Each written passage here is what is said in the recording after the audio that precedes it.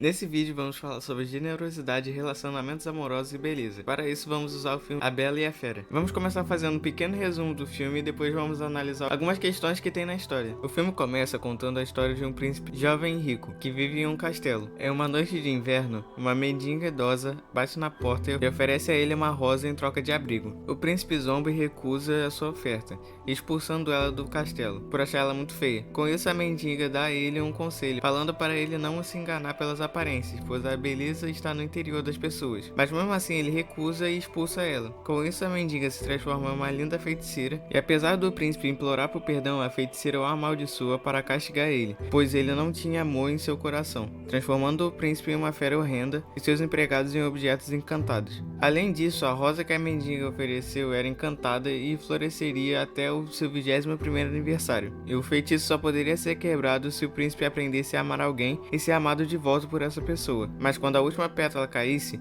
o feitiço já não poderia mais ser quebrado. Depois disso, passa 10 anos e o feitiço ainda não foi quebrado. O filme corta para uma aldeia além da floresta que cerca o castelo, mostrando uma moça que ama livros, a Bela. Com isso, os aldeões cantam uma música falando como ela é esquisita por ser uma mulher inteligente que gosta de ler. Coisa que eu não consigo entender o porquê, mas o Gaston, outro personagem do filme que eu vou falar mais pra frente, meio que resume o motivo. Como pode ler isto? Não tem figuras. Ah, só precisa usar a imaginação. Bela, já é tempo de você afastar a cabeça desses livros e dar atenção a coisas mais importantes. Como eu. A aldeia toda só fala nisso. Não é direito uma mulher ler. Logo começa a ter ideias, a pensar. Sinceramente, eu acho que é um motivo meio idiota, mas talvez seja por isso que as matérias como sociologia, filosofia e outras que desenvolvam o senso crítico sejam tão atacadas hoje em dia. Mas enfim, isso é assunto para outro vídeo. Mas vamos voltar para esse vídeo. A Bela, por ser muito linda, é cortejada pelo caçador Gaston, que apesar de ser um homem mais disputado da cidade, é primitivo e bruto, além de desprezar a literatura, como vimos pela cena dele falando, coisa que afasta ainda mais a Bela dele, obviamente. Ele afirma que as mulheres não devem ler nem pensar, e a sua única função é servir o marido e gerar filhos, presumindo que esse seria o maior sonho da Bela, casar com ele, servir e ter 6 ou 7 filhos. Hoje é o dia de realizar os seus sonhos. O que você sabe sobre os meus sonhos, Gaston? Bastante. Olhe, imagine. Uma cabaninha rústica, minha última caça assando fogo, minha esposinha massageando meus pés. Os pequeninos brincam no chão com os cães. Teremos 6 ou 7. Cães? Não, Bela. Garotos robustos, como eu. Hoje eu... Mas após ele pedir Bela em casamento, ela recusa por não aceitar suas ideias e por ele ofender seu pai, Maurice, que é um inventor um tanto quanto peculiar que os aldeões consideram louco. E quando Maurice termina de construir a máquina de cortar lenha que ele estava fazendo, ele parte para uma feira de invenções montado em seu cavalo Philip. Mas quando eles pegam um atalho, os dois acabam se perdendo na floresta e Philip fica assustado com os urros do lobo e sai correndo, deixando Maurice para trás. Ele é atacado por lobos e quando tenta fugir acaba encontrando os portões do castelo da fera. E sem saber do encantamento, ele entra no castelo chamando por alguém. Maurice é recebido por alguns dos empregados, que foram transformados em objetos, e se aquece na lareira e bebe um pouco de chá. Mas quando a fera descobre que ele está lá, ele o prende em uma cela. Felipe chega em casa e leva a Bela até o castelo. Lá ela faz um trato com a fera de ser sua prisioneira no lugar do seu pai, para que assim ele pudesse ser liberto. Com isso, Gaston, ainda frustrado pela Bela não ter aceitado casar-se com ele tem um plano. Ele pretende internar Maurice no manicômio para forçar a Bela a se casar com ele. Enquanto isso, a Bela é acomodada em um quarto de hóspedes, mas se recusa a jantar com a fera, deixando ele com raiva. Mas depois sai para a cozinha já que está com fome. Lumière e outros empregados servem o jantar e depois disso, Horloge leva a Bela em um tour pelo castelo. E durante esse tour, a Bela se separa dos dois e vai para a ala oeste, onde a fera tinha proibido ela de entrar. Chegando lá, ela quase toca na rosa cantada, mas a fera a vê e manda embora gritando. A Bela sai correndo do castelo montada em Philip, já que estava extremamente assustada, e é atacada por uma alcateia de lobos. Mas a fera chega a tempo e luta com eles para proteger a Bela, salvando ela e o Philip, mas ele fica completamente ferido. Então Bela leva de volta para o castelo e trata dos seus machucados, o agradecendo por ter salvado sua vida. Como gratidão por ajudar ele, a fera decide dar de presente sua enorme biblioteca repleta de livros. Com isso, eles vão se aproximando cada vez mais, criando uma relação de amizade e posteriormente um romance. Bom, uma noite, depois deles dançarem um baile, a Bela admite que está com saudade do seu pai. A fera então mostra para ela o espelho mágico, e através dele a Bella descobre que seu pai está desmaiado na floresta. A fera, por amor, deixa ela ir. A Bella leva seu pai de volta para casa e lá ele descobre que Zip tinha entrado escondido em sua bagagem. Com a Bella e o pai voltando para casa, Gaston, o dono do manicômio e os aldeões se reúnem ao torno da casa da Bella e botam o pai da Bella na carruagem que vai para o manicômio. Bella fica horrorizada e tenta ajudar seu pai. Gaston diz para ela que a única maneira de salvar seu pai é se casando com ele, mas ela recusa. E para impedir que seu pai seja internado como louco, Bella mostra,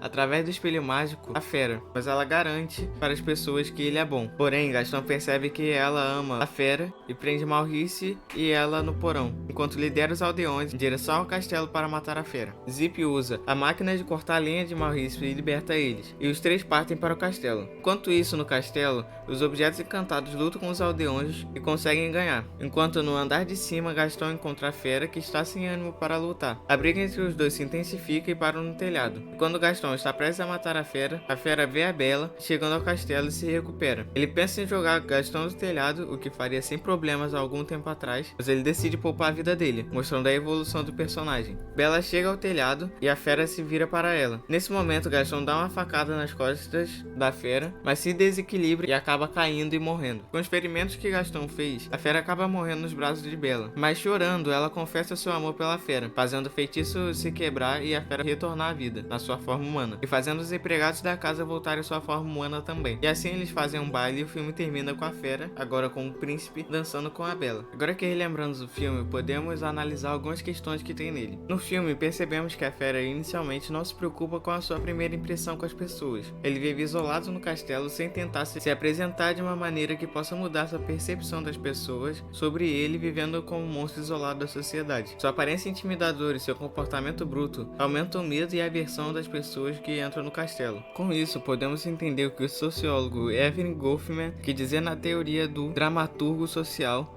ou estigma social, onde descreve a vida social como uma série de performances onde as pessoas desempenham papéis que para moldar a percepção dos outros. Um dos conceitos chaves na sua teoria é a gestão de impressão, que se refere às estratégias que as pessoas usam para controlar a forma como são vistas pelos outros. No entanto, à medida que a história avança, a fera começa a mudar seu comportamento por influência da Bella e para agradar e conquistar ela. Com isso, ele percebe que sua maneira de se apresentar ao mundo afeta diretamente como ele é tratado. Ao se esforçar para se comportar de maneira mais gentil e cortês, acaba refletindo na questão de gestão de impressão desenvolvido por Goffman, já que ele percebe que precisa mostrar às pessoas uma versão diferente de si mesmo para que as pessoas vejam além da sua aparência física e julguem por suas reações e caráter. Essa mudança na maneira como a fera se apresenta ao mundo tem um impacto significativo na percepção das pessoas sobre ele. À medida que ele demonstra bondade e compaixão, as percepções sobre eles começam a mudar. As pessoas começam a ver além da sua aparência assustadora e reconhecem sua humanidade como a Bella vê no filme. Além da primeira impressão, nessa discussão podemos ver o conceito de beleza exterior e interior, e vamos ver isso com a perspectiva de Platão sobre isso. Platão, na obra O Banquete, narra um diálogo onde várias pessoas discutem o conceito de beleza. Segundo ele, a beleza exterior, que está associada à aparência física, é apenas uma manifestação passageira da beleza interior. Para Platão, a verdadeira beleza está profundamente ligada às virtudes morais e à sabedoria. Ele argumenta que a alma é o verdadeiro reflexo da beleza, e que a virtude é o que torna a pessoa bela. No início do filme, a fera é retratada como possuindo uma aparência física assustadora e grotesca, que podemos interpretar como a ausência de beleza exterior. No entanto, à medida que a história avança, vemos que a verdadeira beleza da fera revela à medida que ela demonstra gentileza e compaixão, coisa que conquista a Bella durante o filme. Essas qualidades internas, sua bondade de coração e seu crescimento moral são o que realmente conquistam a Bella. Além da aparência, outra coisa importante quando se está ou pretende ter uma relação amorosa é a gentileza e compaixão, coisa que é discutida no filme. O sociólogo Emily Durkheim argumenta que a gentileza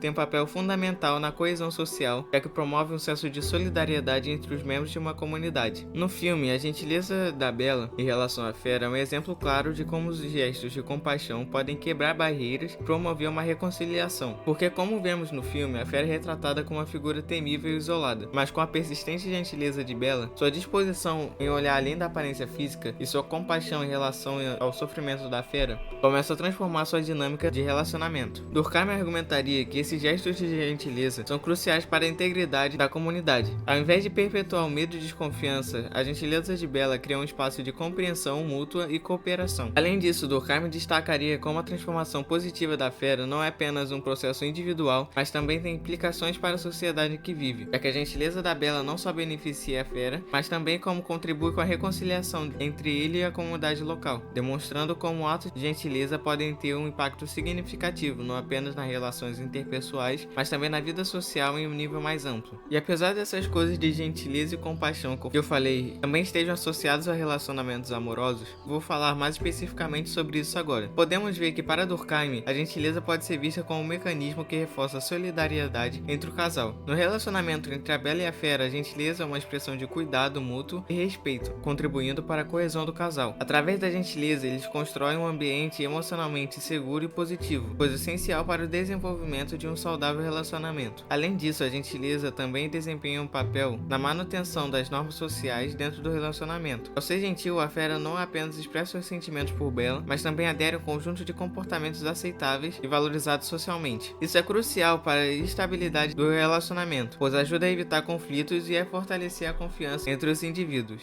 Ainda mais, podemos perceber que tanto Bella quanto a fera passam por mudanças para se adaptar às circunstâncias que tem na relação entre os dois. Com isso, podemos analisar como o psicanalista e filósofo Erich Fromm abordou o amor como a arte que exige habilidade e esforço, argumentando que assim como qualquer arte, o amor requer prática, paciência e comprometimento para ser cultivado e mantido ao longo do tempo. Na sua visão, as pessoas precisam se adaptar e evoluir dentro dos seus relacionamentos para alcançar um amor maduro e duradouro. No contexto do filme, vemos claramente esse processo de adaptação e crescimento mútuo. No início da história, os dois são extremos opostos. Bella é uma jovem sonhadora e bondosa, enquanto a fera é uma criatura amargurada e solitária. No entanto, à medida que a história avança, observamos como os dois começam a se adaptar um ao outro e a se desenvolver como indivíduo. A Bella inicialmente fica relutante e um pouco assustada pela aparência e agressividade da fera, mas gradualmente começa a enxergar além das aparências e percebe a beleza interior e a gentileza que tem por trás da figura assustadora. A sua disposição para se abrir emocionalmente e buscar compreender a fera, além de sua aparência física, reflete na ideia de Fromm sobre a necessidade de adaptação dentro dos relacionamentos. E por outro lado, a fera também passa por um processo de adaptação significativo, já que inicialmente ele é rude e grosseiro e incapaz de expressar afeto. No entanto, à medida que passa mais tempo com a Bella, a desenvolver novamente as habilidades sociais e cultivar uma atitude mais empática. Seu crescimento pessoal é evidenciado pela capacidade crescente de amar e cuidar da Bella.